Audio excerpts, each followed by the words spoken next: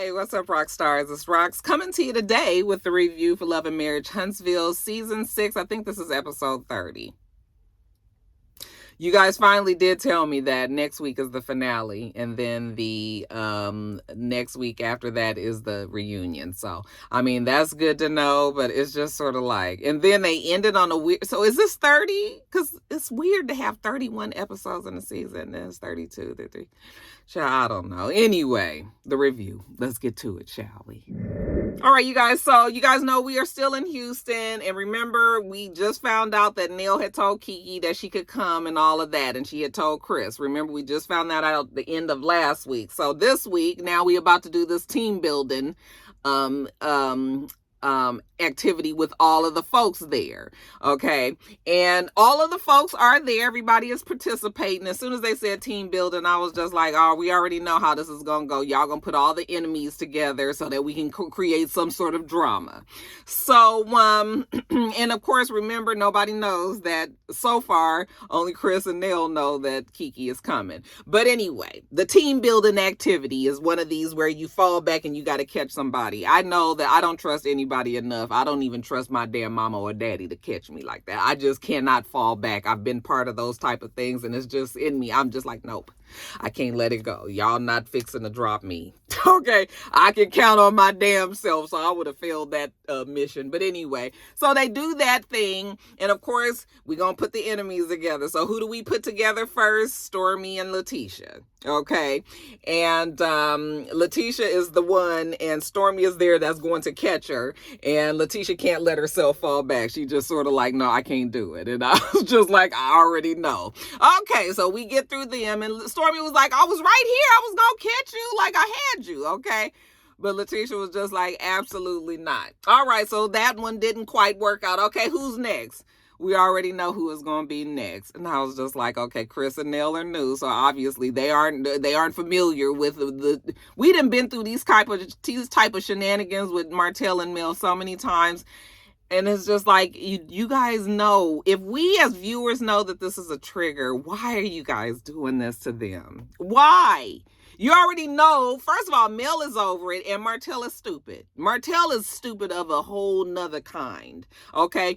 Martell, the fact that he don't even care enough, he ain't even got pride enough to not make his own self look stupid, and the fact that he is still very much bothered by the fact that Mel left him, got the divorce, and even took her name back. He is still, like, you are showing all your cards, like, really, Martell?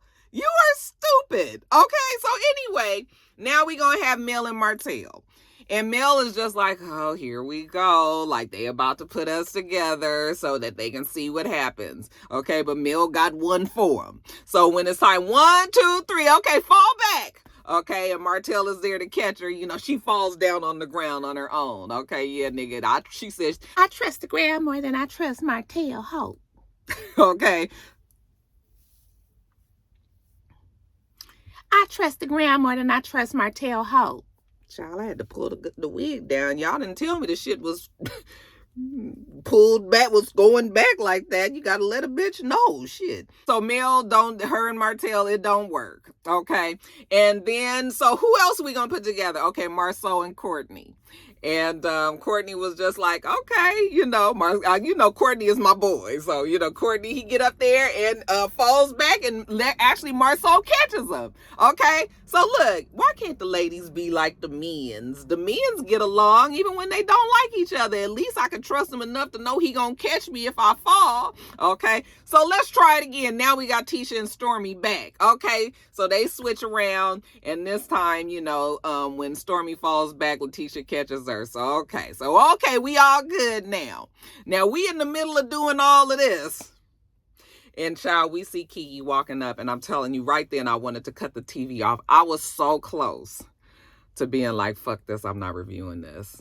Because I'm irritated, okay, that Kiki is there. So when Kiki comes in there, you immediately feel it was like the biggest shift. It was almost as if somebody had turned off the lights, okay? That's how big the shift in the energy felt when she came in there. And everybody was looking like, why is she there? And my heart went out for Nell because it was so clear that production made Nell say that it was okay for her to come. It was clear that she should not have been there, and that production was really trying to stir up the shit and then blame it on Nell. And then the fact that Nell can't say anything because Nell's trying not to break the fourth wall. So she's not going to say, oh, well, so-and-so told me from production, told me to tell her to, she ain't going to say that. So now it's just all on Nell. But that's what Chris told her last week. That shit is going to be on you because Chris already knew. So when she came in there and, I see Kiki, I appreciate the apologies and whatever. Okay.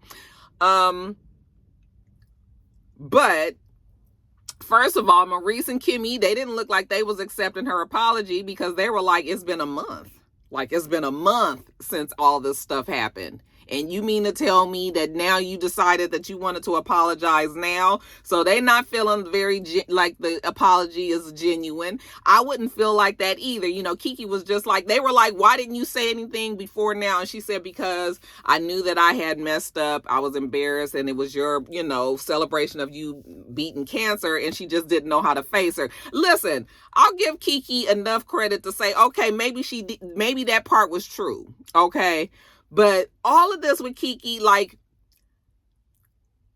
if you thought that you was going to come in here and get the warm and fuzzies from the Scots, especially, really both of them sets of the Scots, you was tripping. This was not the time and the place for her to come there. And I don't care what anybody else says. It was just like, this is not it.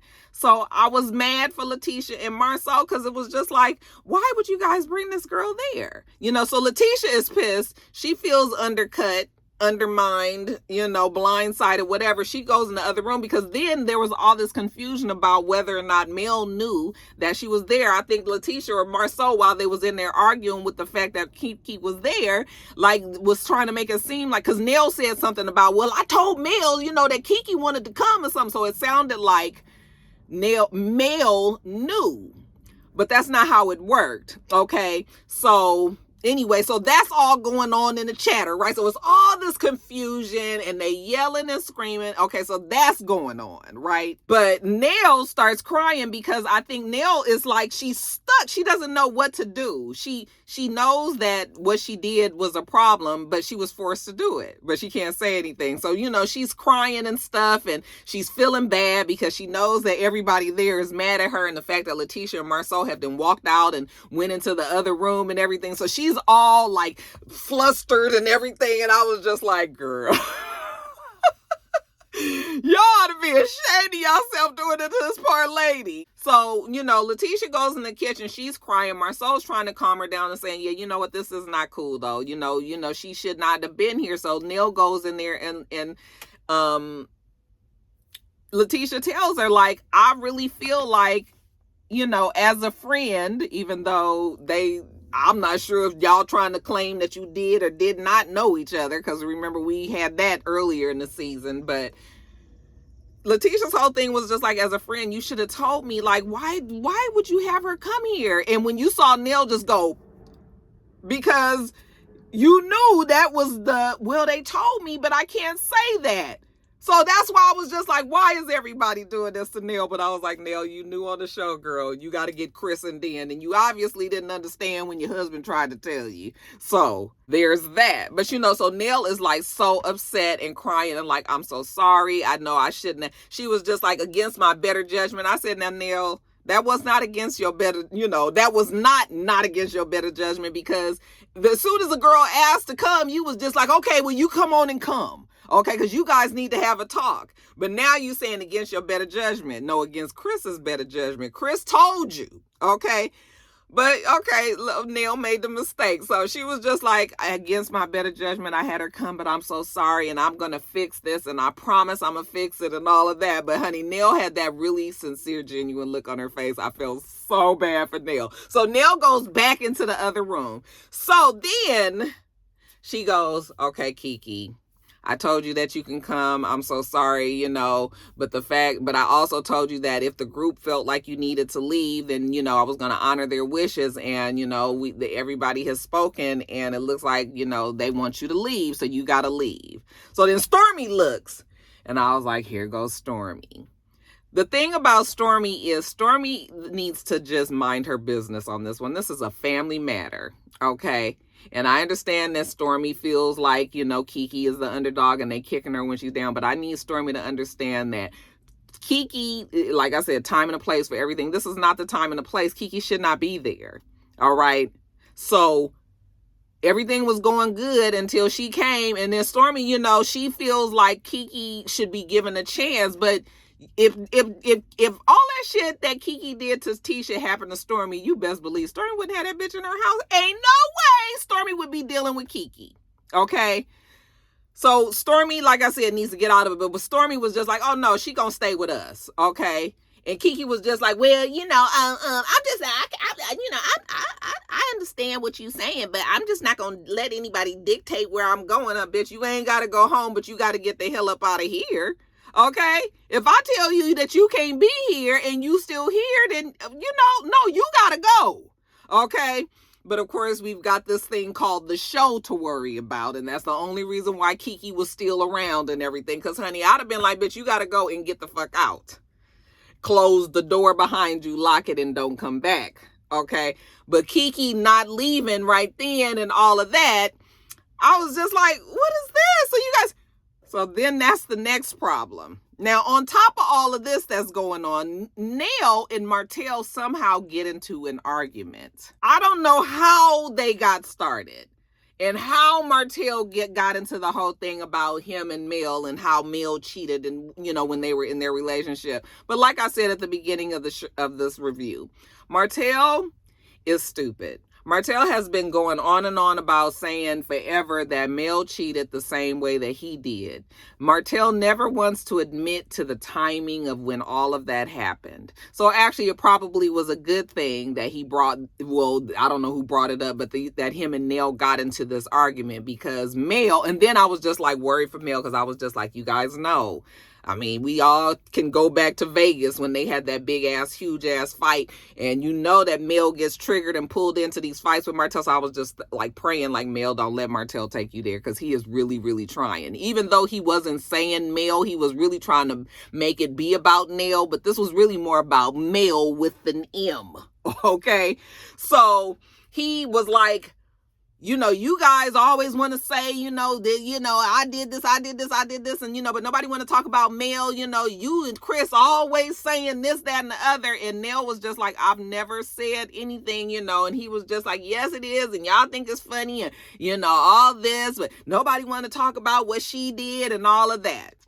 So then Mel comes back in there and Mel was just like, so what is it exactly is the problem now here? Okay. Well, he mad about he cheated and you cheated too, but you don't want to say. So then Mel was just, okay, well, let me just put y'all up on game. Okay. Mel said, this nigga been doing all kind of shit. Yeah, when I left and went to the hotel, he want to think that I was going to meet men because that's what he would do. Okay, he would go meet a woman at the hotel, so he projected and thinking that that's what I was doing. I was just trying to get some peace of fucking mind, okay? But whatever, okay? He out there fucking a woman in the truck in front of the house. I'm catching them. And she started telling all of the stuff that he did and where the timeline fell from when she left and moved out, even though they were still married. When she moved, in her mind, they weren't together no more. So at this point, now we can go and see somebody else. Okay, but Martell was like, but we were still married. And I was like, okay, he finally confirmed the point that he is trying to say that Mel cheated after they broke up. Even though they were still married legally, they were separated. And he knew that she left under the guise because she was like, when I left, that means that the marriage was over.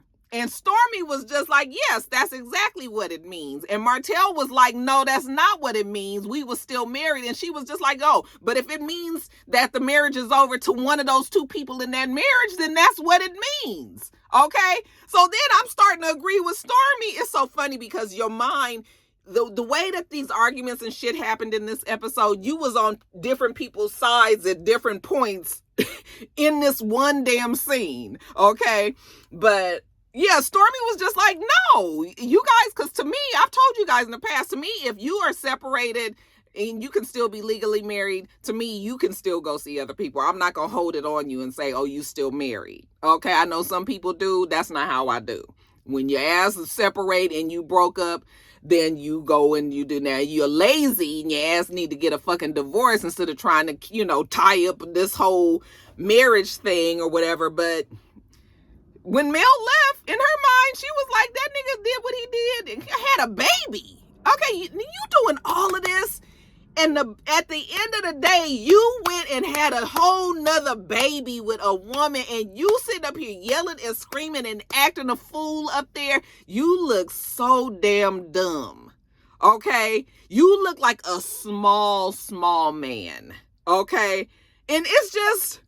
So, no, we don't feel sorry for Martell. Just letting him... And I was so happy that Mel would not let him take her there. You can tell who is really, truly over that relationship. Mel has moved on. We can see it. I didn't quite see it last season.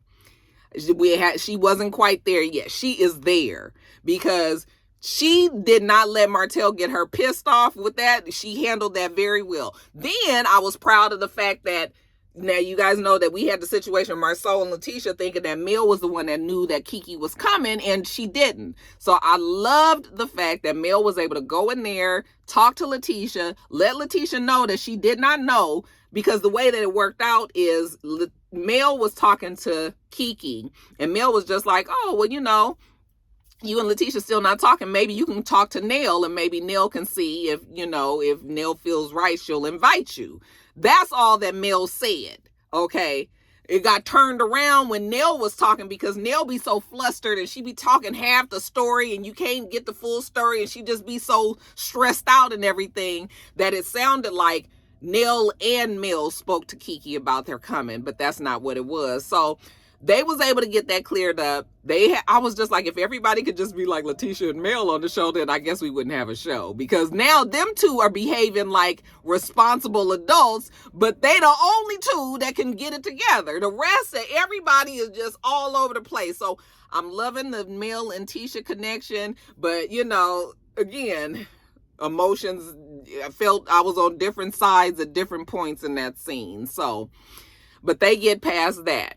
But when we go back out there and, Martell is still yelling and screaming at Nell, Nell was just like, Martell, the thing is, Mel has never asked us to choose sides, but you are, and then Letitia was just like, no, Martell didn't ask us to choose sides, but he didn't ask you guys, but he did specifically ask Nell to choose sides when they was talking about the name change ceremony. So Letitia, what he said to you is different than what he said to Nell. Okay.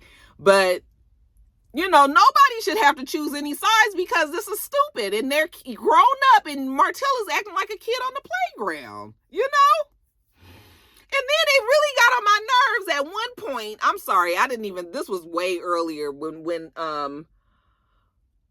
Kimmy said, somebody said something, and Kimmy was saying something kind of protecting Martell. What was it? I can't even remember what it was, but I was just like, this was like the first episode that I was looking at Kimmy, and I was like, Kimmy, now you really getting on my nerves, because why are you co-signing Martell? Okay. I know that Kimmy just is kind of like one of those ones that likes to keep everything pretty true and honest, and says, all of the things and everything. But I just was like, you always seeing that other side of Martell. And sometimes we don't need you to say nothing. Shit. Oh my God. Or talking about, we always get in this conversation, what happened first, the chicken or the egg and all that. You know what, Kimmy, the fact that you was co-signing Martell, you wasn't helping out. Okay? It's really, you could have just been quiet.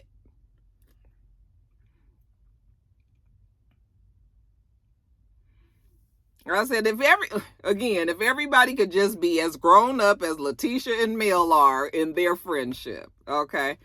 But whatever. So we gonna go horseback riding.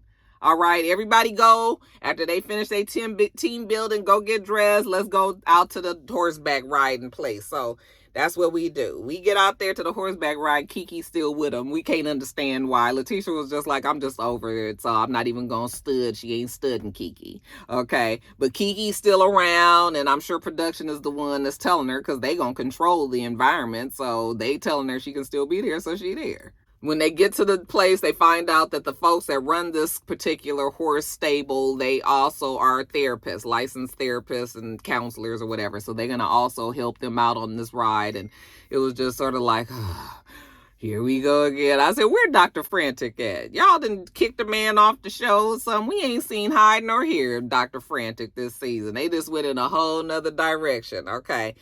So anyway, we're going to ride these horses. Everybody, you need to go on down there, figure out which horse you want, pick them out. You know, that's the one. Kimmy is like, yeah, not really too much on the horses. Okay, so she's a little nervous. She's scared. You know, she don't want the horse to feel her energy and all of that. So she ain't really trying to feel it. Courtney is just like, you can tell he is a country boy at heart. He is like, I love horses. This is my thing right here. He gonna go steal the biggest horse that Stormy had chose, and he gonna go horseback riding. They look like they probably have horses themselves. So, you know, Courtney was like, that's their thing. So anyway, they all get on their horses except for Kimmy, and they all go on the horse ride. Okay.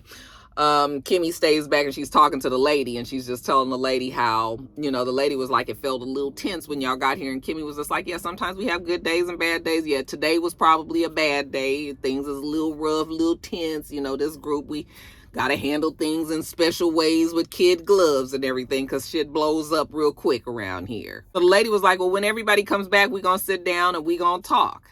And Kimmy was like, you know what? That might be good. All right. Have a little therapy session with this group here. Okay. Because Lady said this is a divine appointment that, you know, whenever people come visit her horse stable and, you know, ride her horses and everything, it's not just by chance. This is all God's work right here. So God said they're going to sit down at the bonfire. So that's what they're going to do. So when they all get back and we go all sit down around the bonfire. So the lady was just like, I can tell that when y'all got here, it was some unsettled energy. We need to try to clear that up, all right, and figure out like what's the issue. Elle tells her what happened, you know, how she invited Kiki, but you know they didn't want her to come and blah blah blah. Kiki mad at Tisha, Marceau mad at Kiki, you know, Stormy trying to help Kiki, you know, they mad at Neil for having her come, blah blah blah blah. And they had told Kiki that she couldn't stay.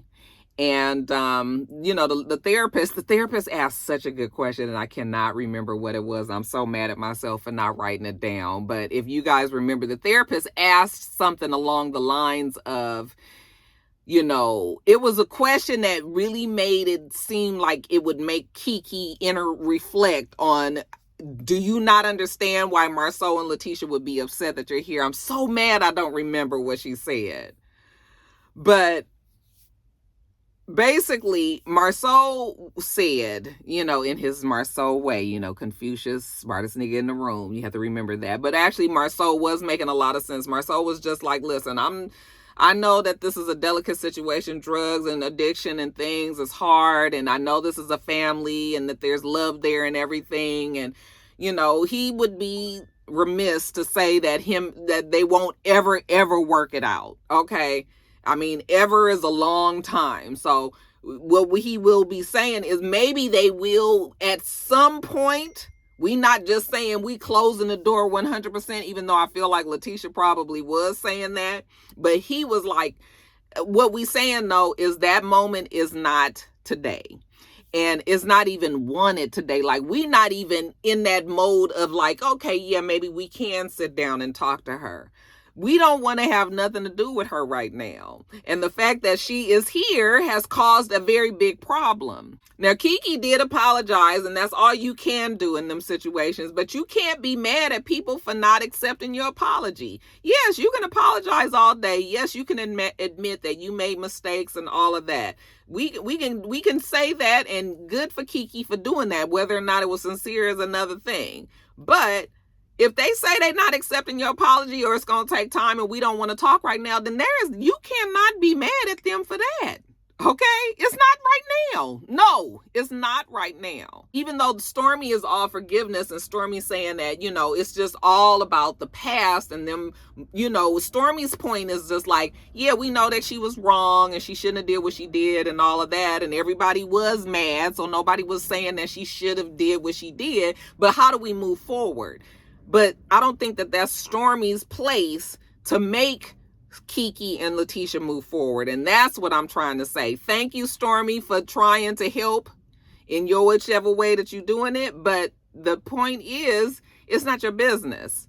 It is not your business. You don't see them trying to get your mama and your aunt together to talk because nobody there cares. It's not their business. So in the same vein, you shouldn't be worried about Letitia and Kiki. Not like that. Okay, I know Kiki your girl and everything, but at some point you got to realize that real life, it's not your business. So that's anyway. But let Kiki, you want to hang with Kiki, you and Kiki and Courtney and the baby, y'all hang out in Austin. Go get y'all some dinner, take it on back to Huntsville. But yeah. It was actually a very good episode. This was actually a very good episode. It was nice to see them resolve things and not, what I will say about Love and Marriage Huntsville and what I can say about a lot of the reality shows and the reason why reality shows fail now is because they don't have relationships like Love and Marriage Huntsville and even Married to Medicine and even Real Housewives. Excuse me. When they have relationships that have been built over years and years and years, that keeps the viewers really dialed into a show.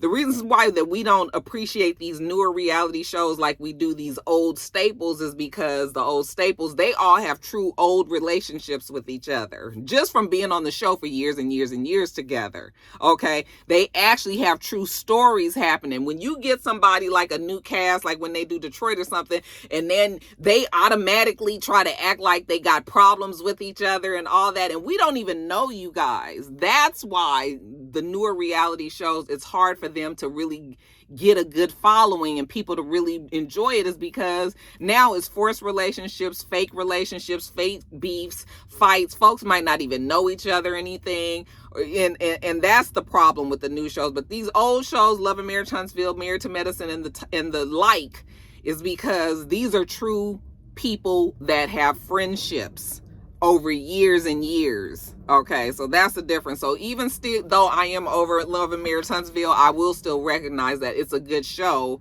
and that it still has a very huge fan base because everybody really truly have relationships there. So anyway, that's it, y'all. I'm gonna get on off of here. All right, you guys, that's it. It is officially, I'm on break. It's Christmas time. I'm gonna get these edited and up to you. Okay, make sure you thumbs up the video, comment, subscribe to the channel if you haven't already. I'm Roxanne. The channel is itsrox, and everything else I do will be in the bottom bar. All right. So I hope that you have a wonderful, wonderful rest of your day. Merry Christmas, everybody. And, oh yeah, y'all know it's my birthday on Tuesday. So y'all go on and give your girl a shout out next week. Look for me on Tuesday on Instagram. All right. Happy holidays, everybody. Rocky, love y'all.